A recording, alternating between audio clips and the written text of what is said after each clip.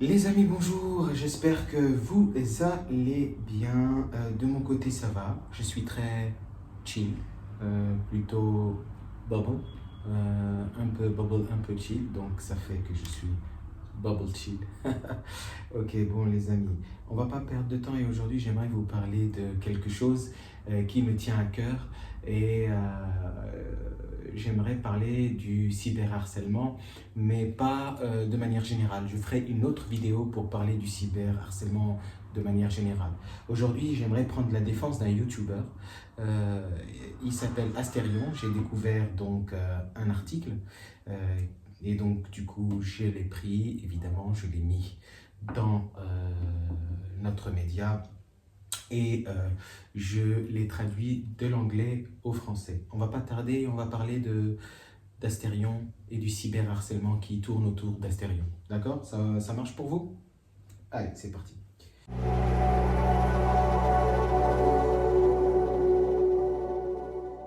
Astérion, une cible facile? Voilà, donc c'est un youtubeur qui est connu, qui fait beaucoup de vues. Et il a ses qualités et ses défauts. Et nous allons plutôt voir de manière générale ce qui lui arrive. Et pourquoi j'ai choisi de parler de lui, vous le comprendrez un peu plus tard. Moi, je le trouve sympathique, je le trouve authentique, je le trouve spontané, je le trouve un peu différent et beaucoup plus humain que beaucoup de youtubeurs. Et donc, du coup, j'aimerais prendre sa défense sans aucun regret. Voilà, donc préparez-vous. Alors, on va lire quand même, on va lire. Quand la sincérité perturbe un monde obsédé par les apparences.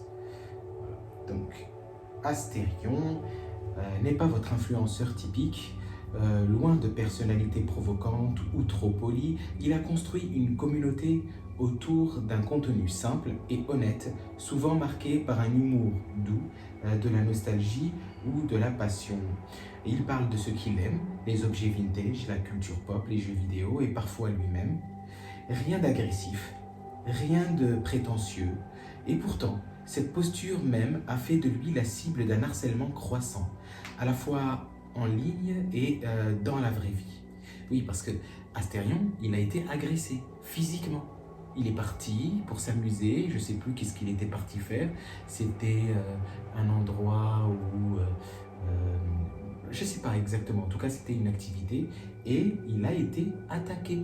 Alors, c'est ça que je comprends pas. Donc il y a plein de youtubeurs qui sont très arrogants, très prétentieux, très insolents et qui n'ont jamais eu à s'inquiéter. Pourquoi un jeune homme simple comme ça, sympathique, je le vois sur les vidéos, qui parle de jeux vidéo, se fait agresser physiquement, réellement dans la vie? Là par contre, moi ça c'est des choses qui me plaisent pas. Et donc, bref, en tout cas, si pour petite parenthèse, comme d'habitude, si vous voulez lire tout l'article, vous allez dans le descriptif, vous cliquez sur le lien comme d'habitude. On va continuer la lecture. Le cas d'Astérion dit quelque chose sur notre époque.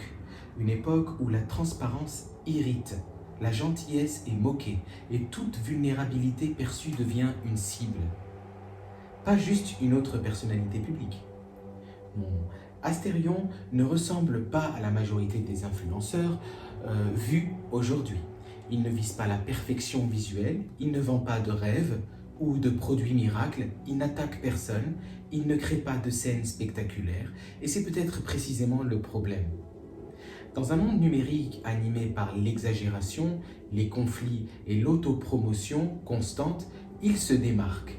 Il semble rester fidèle à lui-même, et cela, en soi, suffit parfois à déclencher des réactions disproportionnées comme si sa sincérité exposait la façade des autres. C'est intéressant. Alors peut-être que c'est exagéré, qu'on a mis Astérion sur un piédestal. Ceci dit, il est intolérable de se faire harceler, que ce soit virtuellement ou que ce soit réellement, dans la vie réelle. Mais Astérion n'est pas si faible que ça, n'est pas la victime que vous croyez, parce qu'il continue son travail, il continue à persévérer, et franchement, ça, c'est admirable. On en parlera un peu plus tard peut-être, si on a le temps. La spirale du harcèlement en ligne. Depuis plusieurs mois maintenant, Astérion est la cible de moqueries, de parodies et de critiques incessantes. Certains créateurs de contenu ont produit des vidéos complètes ridiculisant son apparence, son discours ou son style de vie. Des dizaines de messages anonymes inondent ses comptes. Je pense que c'est bien plus. Ils disent dizaines, là, c'est pour rester sympathique. C'est bien plus. Quand le harcèlement commence et que tout le monde s'y met, croyez-moi, c'est un acharnement. Ce ne sont pas des incidents isolés. Une partie du contenu moqueur a gagné des centaines de milliers de vues, amplifiées par le comportement du groupe et l'effet de foule d'Internet.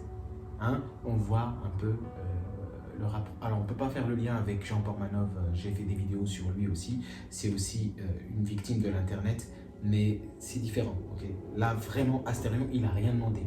Il faut le laisser tranquille, le gamin, quoi. Enfin, c'est plus un gamin aussi. Ce n'est pas un choc d'idées ou une critique constructive.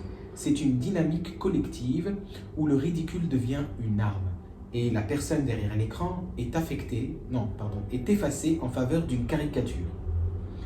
L'agression physique, apparemment le 22 mai 2024, si c'est faux, dites-moi en commentaire.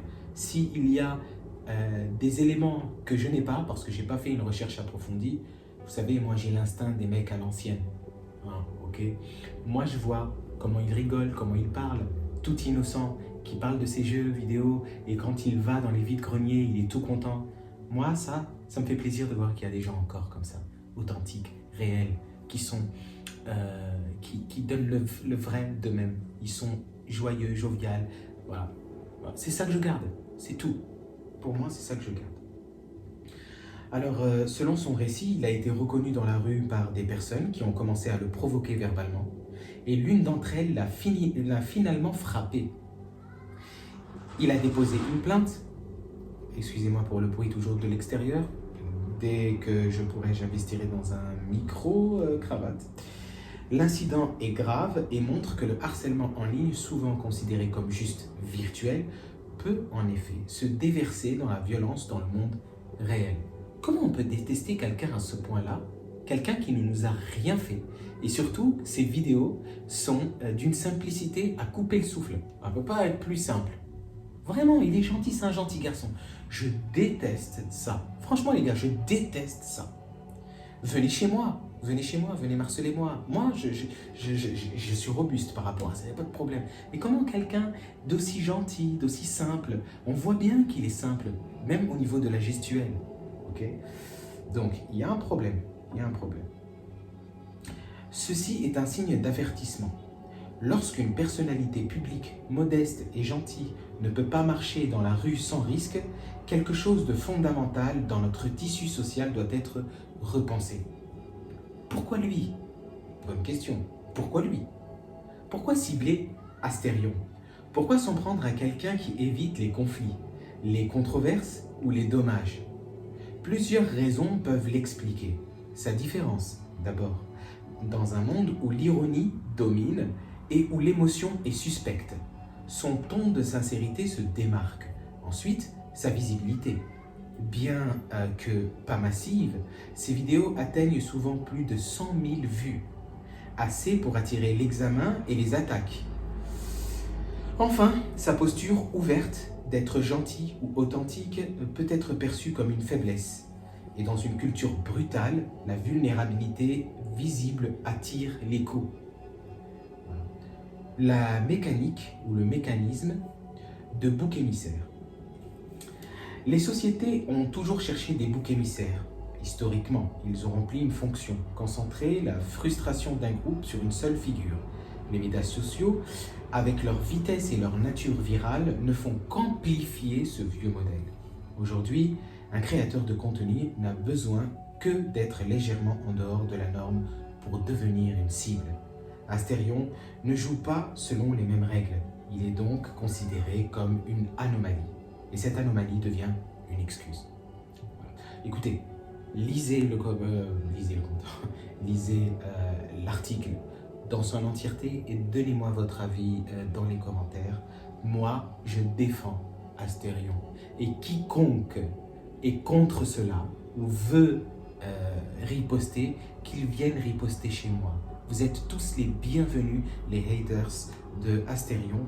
Je vous prends tous en même temps, 1000, 2000, 3000 ou 100 000 avec grand plaisir. Et surtout, si jamais vous me voyez dehors, changez de trottoir parce que moi je sais me défendre.